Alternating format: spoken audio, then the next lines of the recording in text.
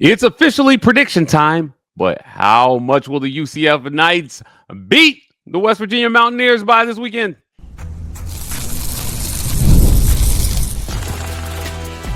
You are Locked On UCF, your daily podcast on the UCF Knights, part of the Locked On Podcast Network, your team every day. Welcome on into Locked On UCF, your daily UCF podcast. I'm your host, Mike G. Thank you so much for making us your first listen of every single day. Turn us up, turn us on, we'll turn it out. I'm here with my good friend, James Duncan, UCF sports commentator extraordinaire, to talk a little UCF football. On today's show, we're going to talk about the must-win that this game is, the expectations on Taven Jackson now that we know that he's starting. We covered the injury report last night on our live. I want to thank everybody for joining that late. And then we'll give our predictions as always. Today's show is brought to you by our friends at FanDuel, our title sponsor, America's #1 sports book. Visit FanDuel.com. They got a great deal going where you can bet $5 and maybe get $300 in bonus bets to use across the app. FanDuel.com. Download the app and sign up today to get your shot at $300 in bonus bets. Let's jump into the conversation here. We mentioned it last night. As a matter of fact, we were so, I wouldn't say excited, but we were on it last night, and we did a live at 11 p.m., James. And there were a good number of you on there with us talking about Cam Fancher being out. Despite who's out in this one, this game, I think, remains a must-win for UCF and Scott Frost. You're 0-3 in conference play. I think we've seen a lot of what we need to see to know who this team is and that they have the ability to win. But a lot of things need to come together. I said this last night. I'll say it again. This game gives me UNC vibes. This opponent gives me UNC vibes. I think if you're Scott Frost, you have to just go out and get this game, and we could be looking at a dominant win. Now, I think the spread is 7.5. Yep. On this one, so may not feel like a dominant spread, but I think UCF could cover that easily. Yeah, I agree. I think for UCF fans to feel okay about this game, you have to win it, and you have to win it well. I think for the past couple of years and seeing judging based off of how the season is going, I think people are giving Scott Frost a lot of courtesy as this is his first year back. But this feels like an all too familiar story for UCF fans to start the year 3-0 and then go 0-3 in conference play. I think to really feel like you're making a difference, you got to steal this one. And I wouldn't even really consider it stealing, but I think you just need to win this one away from West Virginia and prove that we're not going to go on a 5-6 game, slide. You need to win this one if you want to prove that your team has what it takes. And the talent has always been there for UCF. It's just about what we do with that talent, Mike. UCF getting -280 on the money line on this one. Like it. Yeah, I like it as well too. But the over/under just 46.5. I actually, if I'm betting this one, I'm taking the over. Really? And I think that most of the points are on UCF side, but I think UCF scores.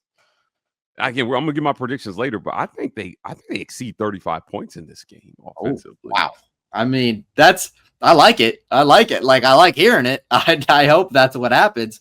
I think if we score 35, that means that West Virginia has not scored more than 20, or 25 at least. But yeah, no, I would love to score 35 points in this game. I don't know what the over under for UNC was, but I'm sure it'll be relatively similar to this game. But coming off a game where we scored 11 points and the opponent scored 20, I think the sports books are looking at this like it is going to be a low scoring game versus a shootout. I hope it's going to be a shootout. The over under for the UNC game was 45.5. So real close. Yeah. And so so they 43 points is what they scored. So they under, but they got almost to 35 points there. Yeah. Just UNC didn't score a ton. If they hit the under, the score is similar. Yeah, I agree. right? Like, UCF around 35 points and West Virginia in the single digits. Yeah. If they hit the under here, but like I said, I don't think that that's going to be the case. I like the over here. I like UCF to clear 35 points, and I like West Virginia to score 10-14. So take the over on this one, guys. Trust me. Except for the times that I've been wrong, I've been right every time. So I'll just say it. 60% of the time, I'm right every time. Look, this is going to be a fun one, I think, for UCF fans. Just kind of watching Scott Frost be in his bag, play calling, and I'm ready. I'm ready for these guys to have some fun offensively. Myles and Jaden, just very boom or bust in the run game here. And so, for them to win big, I think they have to lean on the run somewhat and manage a efficient day with Taven Jackson's arm. In that UNC game, Taven Jackson, 25 of 32 passing. Now, the yardage total through the air, not gaudy, but he was efficient. Only 7 yards per pass. But if you're going to, be somewhere in the 70-something% completion percentage range, I think UCF is going to have a chance to win any football game where Taven Jackson plays that well. So this is going to be, I just think this is going to be a fun one to watch here. Before we move on, talk to me about what happens if UCF wins this game, right? And the outlook, the change in the outlook of the season for the Knights. Because after this, you get Baylor. You get a bye week, I think, and then you get Baylor. And then you have Houston. That's the space game. And then you get Texas Tech, which is going to be a toughie. I mean, they're ranked 7 in the country right now. Then you get Oklahoma State, which could be another dub. And then you get BYU, always a tough matchup, but they are currently ranked 15th. I think a lot of people were expecting more of a drop off there with Retzlaff not being a quarterback. Hasn't really happened for the Cougars. But if you're UCF, you've got 2 really strong ranked opponents in your last 3 games after this, plus a tough Baylor team. So there are plenty of opportunities to reveal character. And if you win at West Virginia, I think it changes the narrative for the subsequent games. Absolutely. And I think, and kind of similar to what I said last night's episode, your goals are still in front of you. Postseason is still in front of you. If you win this game, it is less of an uphill battle than it would be otherwise. Like you said, 2 obviously very difficult ranked teams in your last 2 out of your 3 games, but you do have an Oklahoma State thrown in there. So you have a game which you will probably be favored depending on how the outlook is after this game.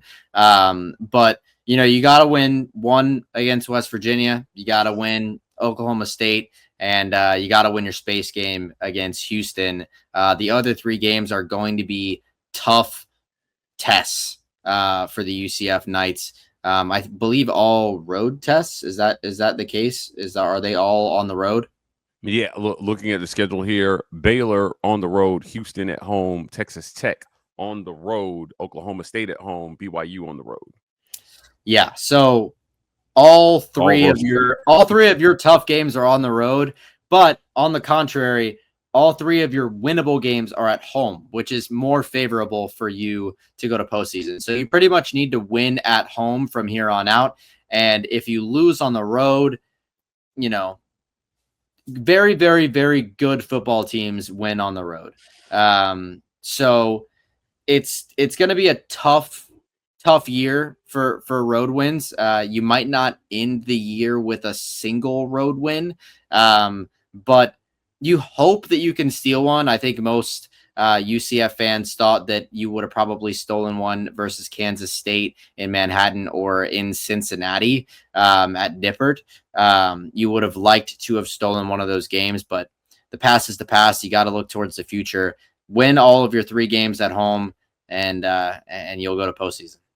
Look, if they're going to win, Taven Jackson, I think, is going to have to play well in this one. I expect the UCF to dominate, but I still think you need good, solid quarterback play. He is back at starter now that we know Cam Fancher is out. We'll talk about the expectations on Taven Jackson next on Locked On UCF. This episode of Locked On UCF is brought to you by our friends at Supply House. When the opening whistle blows on a new repair, get your crew moving forward with Supply House. Order today and see parts on your doorstep tomorrow. Over 280,000 plumbing, HVAC, and electrical items from the most trusted brands in the business. Their real-time inventory and honest lead times keep you from punting projects, while their industry-leading customer service always has your blind side covered. Need parts fast for a project? Supply House has a next-day delivery program. Talk about a game changer. The Part Finder tool and the 3D schematics can save you hours on jobs where details matters. And their Trade Master perks, like priority shipping and dedicated support, make the whole process smoother. Join the free Trade Master program today and score serious perks like priority shipping, lower prices, and a dedicated support line. Visit supplyhouse.com to sign up for free and use promo code SHCollege5 for 5% off your first order. That's supplyhouse.com. Real people, real service. This episode of Locked On UCF is also brought to you by our friends at FanDuel, America's #1 sportsbook. The NFL is here, and FanDuel has an offer you don't want to miss. Right now, new customers can bet just $5 and get $300 in bonus bets if you win. That's right. Pick a bet. Put down $5, and if it hits, you'll unlock $300 in bonus bets to use across the app. It makes watching football even more exciting when you've got a little something riding on the action. So get in on the action with FanDuel. What are you waiting for? Visit FanDuel.com to download the FanDuel app today and get started. That's bet $5 and possibly win $300 in bonus bets, guys.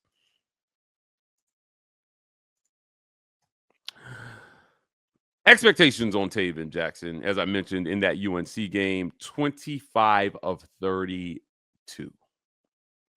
That's the type of game I want to see from Taven Jackson on Saturday. You don't have to be the hero. Manage the game, make the right throws, protect the football, do not turn it over, and you're going to be okay. I think that's the name of the game here. And I'm referencing that game because I think that the opponents are similar in their skill level. Yeah. UNC fans, I'm so sorry. I know we crapped on your team pretty much all week in the lead up to the game. And I will tell you, it was definitely warranted. They were terrible. And UCF beat them like they were terrible. There was a West Virginia fan in the comments on one of our videos this week saying, hey, James, West Virginia fan here, we're terrible. If you get off the bus, you should win this game. Well, we had one last night telling us, hey, you guys are going to lose this game. So, I mean, there's people on both sides of the coin, Mike. I think it's very interesting looking at two teams that have had rough seasons, 0-3, both in conference play. Obviously, West Virginia having a little bit of the tougher season with a loss to a G5 team and barely squeaking out a win over a couple other people. But yeah, I think it's going to be a who is worse game here this Saturday. I would expect that would be the Mountaineers. I hope that UCF goes out there and gets it done. I think Tayven, and despite what we saw in the injury report last night, obviously most people weren't expecting the Cam Fancher injury report. I can tell you personally, even with what I know, I was not expecting a Cam Fancher out report on the injury report. And Jacurri still on the questionable list. So Tayven is your only guy besides Davi Belfort, who I think is a very talented player. I want to go on record saying that. But I think Tayven this week, I think he's got to be your guy and he's got to play like your guy. Unfortunately, I think he's still probably nursing a off shoulder, separated shoulder or a shoulder sprain, AC sprain. I think oftentimes people don't realize that those injuries nag at you during a season. And so you might see a little bit of compensation for that. You might see them running the football more than I think that most people would expect. You might see a 60-40 or even a 70-30 split running versus passing the football. You might. Now, Taven's a warrior, and we've seen that. I mean, he came back in the very same game that he got injured in. I have no doubt that the kid is an absolute gladiator. Do we see him put the ball up a lot this weekend, Mike? I I hope that he throws it no more than 25. I'm glad you asked the question because it's exactly what I was sitting here thinking. I want to see more than 25 throws from him. Really? 20? All right. Okay. No more than 25 throws. Lean on the run. Again, as long as he's efficient and accurate with the football, because if he's throwing the ball a ton, it likely means that UCF is somehow playing from behind in this game. Yeah. I don't see a scenario where they're throwing the ball a lot and UCF is not struggling in this game that we're calling a almost guaranteed dub. Yeah. I don't want to sweat on Saturday. We want to have a stress-free. The game is at 1 p.m. Eastern on TNT and HBO Max. I want to watch the game and turn on some Game of Thrones on HBO right after and just chill. I want to have a 180-yard rushing day from Myles Montgomery with 2 touchdowns and a 65-yard explosive run from Nixon and some goal line work from Stacey Gage and maybe some jet sweeps to Dwayne Thomas. Listen, I want to see easy schemed football. I need Scott Frost to, in terms of play calling, I need him to make it so that Tayven doesn't have to, stretch the field every time he steps on the field. I would love just some good play calling this week to set up our guys. 19 of 25, I think, would be a good stat line for Tayven in this one. Yeah. But again, once you start to get closer to 30 throws, usually I don't think that's a good sign in this game. Yeah. So given who the opponent is now, so far through Power 4 play in the losses, West Virginia has given up an average of 42 points. So it's been rough. I mean, one is not like the other. Both these teams, are 0-3, but if you look at UCF, right, you gave up 34 points to Kansas State, you gave up 27 points to Kansas, and you gave up 20 points to Cincinnati, right? And so that's an average of 27 points given up in your losses versus 42 points given up in your losses in conference. Yeah, and in those 2 weeks of the non-20 point week against Cincinnati, your defense was on the field quite a bit. So it's not like the guys weren't playing well. I mean, they were playing well for a vast majority of those games. Even against the 20 point week, that was probably some of your best week of defense against a quarterback that's been pretty much torching everybody he plays. Not necessarily so much against the Knights last week. I think defense is going to keep you in this one no matter what. I almost want to say 2 interceptions, 2 turnovers. What are we thinking, Mike? I mean, this quarterback isn't going to throw the ball. These are blowout stats, James. These are blowout stats that you're talking about here. It's really, really difficult for me to look at what they've given up defensively and just somehow think that UCF is going to be the game where their defense is going to turn it on. Yeah. Again, you have a like opponent in here in Kansas, and UCF had Kansas at home. They were at Kansas, but they gave up 41 points and only scored 10, and UCF lost that game by a touchdown. And at the very end, too. Yeah, come on, man. I don't love the transitive property of we played this person, you play that person. Like, I get that. I get how this is going to sound to some people listening to this. I'm just saying, early in the season, with a dynamic quarterback like Jalen Daniels, one defense did much better and the other didn't do that great. They didn't do great at all.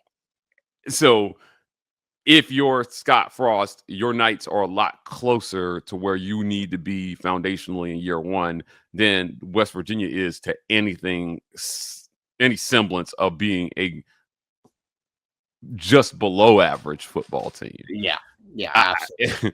I don't know. I hate to come in here and just crap on an opponent, but I feel very, very confident about this game and the potential results here. And if you're UCF, you just can't be in a space where you find ways to lose games like this. Yes. And this is where I think coaching comes in. This is where I think the upgrade from Gus to Frost plays a role. Is that he'll have the team prepared. I think Alex Grinch has done a really good job getting the defense prepared week in and week out with what he has. And at the end of the day, you just have to score points to win, man. I mean, that's all it is. In these 3 losses, they've scored 20, 20, and 11. Right. So in today's college football, if you're not going to exceed 3 touchdowns in a Power 4 football game, you're going to have a really hard time winning football games, because that puts a lot of stress on your defense to practically pitch a shutout for you to win. And I thought the defense would be okay, but I didn't think that they would be shutout good. So your offense just needs to pick up their side of the tab here, man. Yeah, I mean, that's what you've pretty much needed in every game. And the offense in these past couple games have not really brought that forth. I think you need to see that this week. I'm glad Tayven is starting this week. I know people on record might have one feeling towards one quarterback or the other. I think I'm gonna just be confident in Tayven. I hope that he comes out and wins this game for us. I think like you said, I think you need to see probably some good field position from the defense, and I think you will see that. And I'm going to talk more about that in my predictions for the game. But yeah, I think Taven's going to have a good week. You just need to protect him. That's the bottom line is you just need to protect him from getting hit. Yeah, I agree 100%. Well, let's get into our predictions next. We're going to hear from our sponsors. Then we're going to tell you guys what the score is going to be in this one next on Locked On UCF.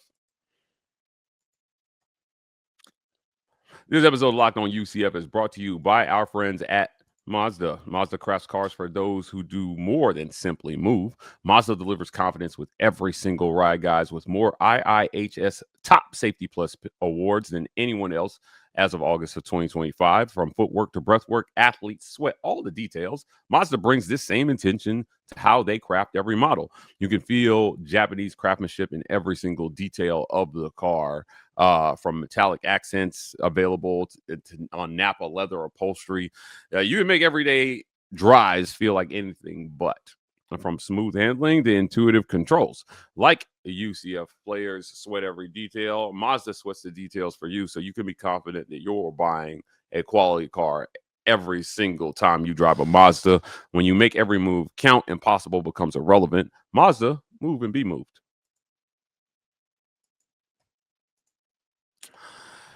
Prediction time. I'm going to go first because I gave away a lot in the early segments. UCF 42, West Virginia 14. Whoa. Hammer the over on this one. I think they got it wrong. I think they are wrong about how this is going to score.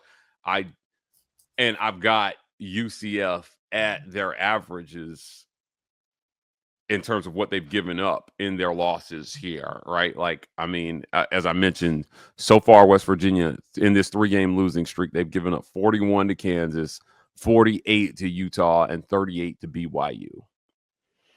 And I think that UCF has enough big play ability to be able to, couple 50-yard touchdowns. I could see a 40, 50-yard break by Myles or Jaden in this one. I mean, I see UCF scoring from outside the red zone in this game is what I see. And I don't think that West Virginia has the personnel to stop it from happening. So I like the Knights big in this one. So yes, they cover everything. They cover the over and they cover that measly 7.5 point spread. Don't give me 7.5 points, James. Give me 28. Oh geez, I can't bet on my own team because I can't touch it. I don't want to jinx anything. But my predictions are relatively similar. I'm actually gonna go. It's funny. They put up 24 on a ranked BYU in Provo. I just want to say that they did. But I don't think they're going to put that much up on us. I think Provo's been really successful because of how like their offense runs like a well-oiled machine. I actually think they're only going to put up 13 on us. I think it's going to be a touchdown and 2 field goals. And I think UCF is going to put up 34 with 4 touchdowns and 2 field goals.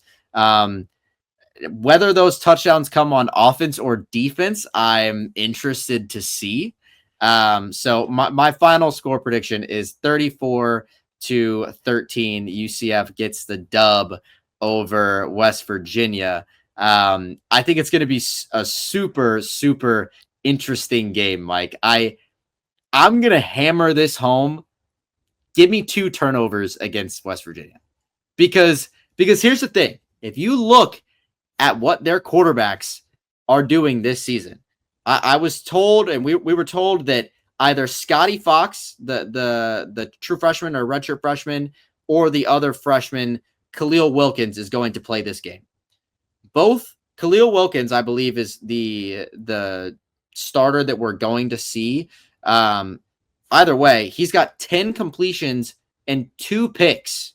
That means for every 5 times he completes the ball to the other team. Scotty Fox, even worse. He's got 5 completions, and out of those 5 completions, he also has 2 interceptions. That means, every 5 times he completes the ball twice to the other team. You got to steal one here. And I know that you're missing a big pass rusher in Sincere Edwards. And I was just told that he underwent surgery on his left leg. I'm assuming that means he is out for the rest of the year, which is very unfortunate for the Knights. But I pray for the man. I hope that everything goes well and that his recovery goes well. But he is most likely going to be out for the year with a left leg injury. I'm not sure what it is, but you're missing a pass rusher there. And you're still, missing Horace Lockett, who is also out for the year.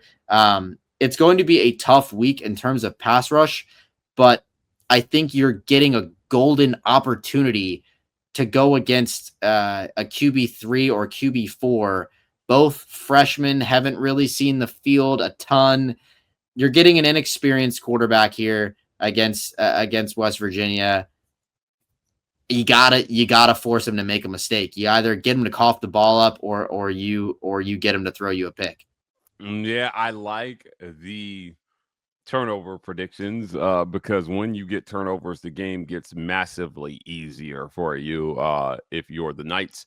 Look, so you got them clearing the over by half a point. Yeah, we're 6.5. You say 47, so we're both at the over. Just James Duncan says they're going to barely clear it. The over-under opened at 49.5 and actually came down here for this game. I wouldn't be surprised because that line moved. I would actually be tentative to go with the under. That's my prediction, and I'm very hopeful that the Knights put up that many points. But I don't think it is going to be as much of a blowout as people think. I think UCF is going to get a convincing win, but I don't think we're putting up 60 points. I don't think that kind of thing is happening. And I think West Virginia, inevitably, there have been coverage busts in every game. It depends on if a freshman quarterback is able to see those coverage busts in time. But inevitably, people are going to score. That's football. I don't remember the last time there was a shutout. I've been to a couple UCF shutouts, but I don't remember when the last time it happened was. But you got to feel confident in your defense based off the way that they've been playing these past couple of weeks. Yeah, it's going to be fun. Look, man, shutouts don't happen very often in college football, but when they do, they are special. And like I said, I don't expect that here today because it's too easy to just accidentally score at the end of games, especially when games are firmly in hand. But look, man, I will tell you this. Having been around football players my whole life, that matters to them. Like when they can snip a shutout in the fourth quarter, they want it. They don't want to let you score. And I'm telling you, those guys, like their coaches don't want them to get hurt, but also they were like, hey, coach, we need to let these guys get 0 points here because putting that goose egg on the board is such a sweet trophy, I think, for the defense. A lot of my fellow Big 12 hosts made fun of the Alex Grinch hire, and I think that his defense has performed pretty well here in the Big 12 so far. That's a top 5 defense in the top 5 defense in the conference, isn't it? It is. Yeah. And I just feel like, look, man, a lot of people were laughing. I don't think that come time for UCF to play a lot of their teams, they're going to be laughing because they may not be the team they're going to be just yet. But James, like, if you don't bring your A game, you could get beat. Oh, absolutely. And that's the point. I think that's the point of this for Scott Frost is that he's showing off that, like, look, man, at the end of the day, we're going to scheme something up that gives our guys the best chance to beat you, even when we're outmatched and outmanned. And you better bring your A game, because if you come with a half-ass effort, you could walk out with an L. Absolutely. Any Big 12 game you go into, you have to put everything that you have into it, because this conference, college football in general, a lot of parity, but this conference in particular, there's a lot of parity. At any day, anybody can get up and beat a top-ranked team, and anybody can get stomped. These games are often really close. They're often shootouts. I think at any point, like, you can't completely write off this game as a win if you're UCF. You can't do that at all, because if you walk into the bounce house on homecoming and you get beat by West Virginia for the 4th time in a row, Mike, ooh, fans, it would be the 5th time, right? Oh yeah, well, I guess it would be the 5th time, because they are 4-0 against us in our history of playing. Those are my predictions, and I think that hopefully is what it plays out on Saturday. But if it doesn't, we're going to be back on here talking crazy. I'm going to be pulling what little hair I have left out for sure. James Duncan, UCF sports commentator, I want to thank you for joining me on today's show. Guys, we'll be back at you after the game. We've made our predictions. Do us a favor, make yours. Hit the comment section. Let us know what you think the score of this game is going to be. We want to hear from you. And let us know what it looks like. Are you taking the over at 46.5? Will UCF cover the 7.5 point spread? We want to hear all of that. And while you're at it, do us a favor. Stop by our title sponsor, FanDuel, to place your bets on the game.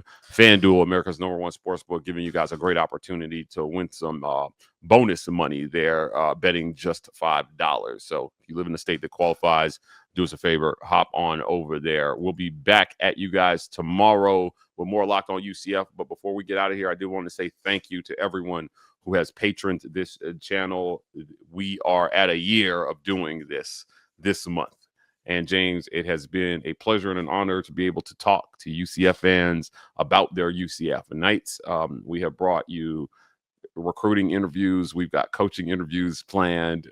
We've got a man on site now at the games, Andrew Gluchov, senior writer at UCFKnightZone.com, where we post our written work.